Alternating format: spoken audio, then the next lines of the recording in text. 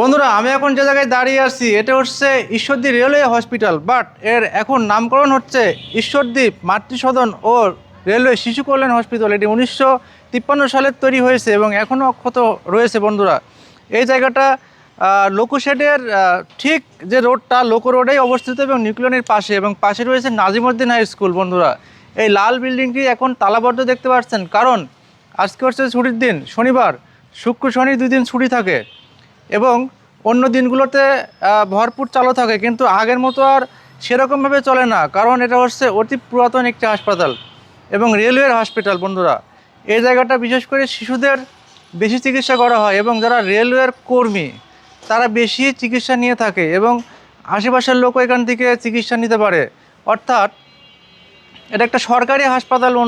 তো এটা আমাদের ঈশ্বরদীর অতি প্রাচীন এবং পুরনো একটি হসপিটাল, যেটা এখনও অক্ষত রয়েছে। তো এই জিনিসটা, এটা হচ্ছে পুরাতন বিল্ডিং, বাট পরবর্তীতে আবার ডেভেলপ করা হয়েছে। পাশে দেখতে পাচ্ছেন এটি পুনরায় ডেভেলপ করা বিল্ডিং, বাট সেটার বয়সও কিন্তু অনেক। 1924 সালে তৈরি হয়েছে, নামকরণ করা হয়েছে বাংলাদেশ রেলওয়ে ডিসপেন্সারি। এবং এই জায়গাটা কিছু বেঞ্চ দেখতে পাচ্ছেন, এখানে যারা রুগী পেশেন্টরা এখানে বসে এবং এখানে বসে তারা ওয়েট করে। এবং ভিতরের অবস্থা আপনারা দেখতে পাচ্ছেন। আমরা আসলে আজকে বন্ধ থাকার কারণে বাইরে থেকে দেখালাম।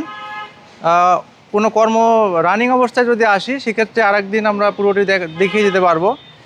বাংলাদেশের যারা দেখছেন এই ভিডিওটা তারা বেশি বেশি শেয়ার করবেন এবং বাংলাদেশের আমাদের জেলার সবাইকে জানা উচিত আমাদের বাংলাদেশে 10টি রেলওয়ে হাসপাতাল রয়েছে।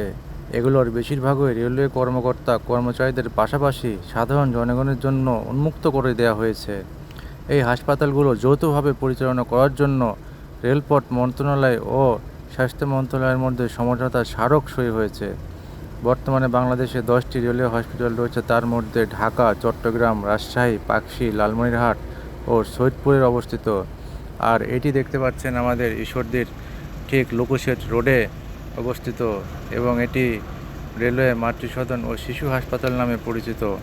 এখানে ঈশ্বরদীর যত রেলওয়ে কর্মচারী কর্মকর্তা এবং সাধারণ জনগণ আছে তার সবাই এখানে চিকিৎসা নিয়ে থাকেন এবং খুবই নিরিবিলি পরিবেশে খুব শান্তশিষ্টভাবে এই জায়গাটা চিকিৎসা দেওয়া হয়।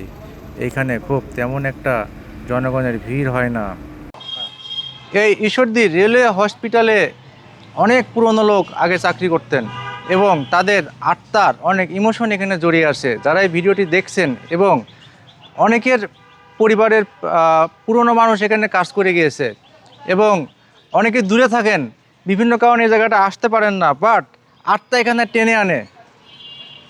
আসলে এই পুরনো জায়গাটা বহন করে অনেক পুরনো স্মৃতি। তাই ভিডিওটি যারা দেখছেন এবং যাদের পুরনো স্মৃতিকাথা রয়েছে হসপিটালে, তারা অবশ্যই বেশি বেশি শেয়ার করবেন এবং ভালো থাকবেন, সুস্থ থাকবেন। পরবর্তীতে দেখা হবে অন্য কোনো ভিডিওতে। আল্লাহ হাফেজ।